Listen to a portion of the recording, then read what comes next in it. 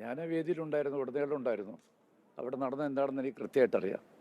നിങ്ങൾ ഈ പറയുന്ന പോലെ ഒരു ഓട്ടോ പ്രൊപ്പോർഷൻ അത് ബ്ലോ അപ്പ് ചെയ്യേണ്ട കാര്യമൊന്നും ഉണ്ടായിരുന്നില്ല. ചെറിയ സംഭവമാണ്. പക്ഷേ അത്തരമൊരു സ്റ്റേജിൽ വെച്ചിട്ട് അത്തരമൊരു ഉന്തും തള്ളും ഉണ്ടാകാൻ പാടില്ലായിരുന്നു എന്ന് മാത്രമേ എനിക്ക് ആ കാര്യത്തെക്കുറിച്ച് പറയാനുള്ളൂ. അതിൻ്റെ കാര്യം നിങ്ങൾ നേരത്തെ ഞാൻ വിശദീകരിച്ചു കൊടുക്കുന്നത് നിങ്ങൾ വരാത്തതുകൊണ്ടാണ്. കാരണം അവിടുത്തെ എം പിയാണ് ശ്രീമാൻ ഷാഫി.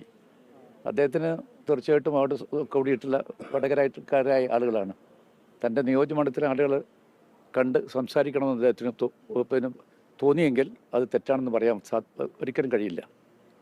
അദ്ദേഹത്തിന് ഒരവസരം നിഷേധിക്കപ്പെട്ടു എന്നുള്ളൊരു ഫീലിംഗ് ഉണ്ടായി. സത്യത്തിൽ അങ്ങനെയല്ല. അധ്യക്ഷൻ വടകര എം പി ക്ഷണിക്കുന്നതിന് പകരമായിട്ട് കോഴിക്കോട്ട് എം പിയെ ക്ഷണിച്ചു പോവുകയുണ്ടായി. അത് കഴിഞ്ഞ് രണ്ടാമതും വിളിച്ചിരിക്കുന്നത് കുറ്റ്യാടിയിൽ നിന്ന് പണ്ട് മത്സരിച്ച് വിജയിച്ച ശ്രീമാൻ പാറക്കൽ അബ്ദുള്ളയായിരുന്നു. അതും അദ്ദേഹത്തിൻ്റെ മനസ്സിന് പ്രയാസം തോന്നുകയുണ്ടായി. അതുകൊണ്ടായിരിക്കാം ഒരു പക്ഷേ പെട്ടെന്ന് പ്രകോപിതനായെന്ന് എനിക്ക് തോന്നുന്നു. പക്ഷേ വളരെ പെട്ടെന്ന് തന്നെ അദ്ദേഹം ശാന്തനാവുകയുണ്ടായി. പക്ഷെ ഇത്രയധികം ചാനലുകൾ ഉള്ള കാര്യം അദ്ദേഹം മറന്നുപോയി. അത്തരമൊരു സദസ്സിൽ വെച്ച് അദ്ദേഹത്തിന് പ്രകോപനം ഉണ്ടാകാൻ പാടില്ലായിരുന്നാണ് എനിക്ക് പറയാനുള്ളത്.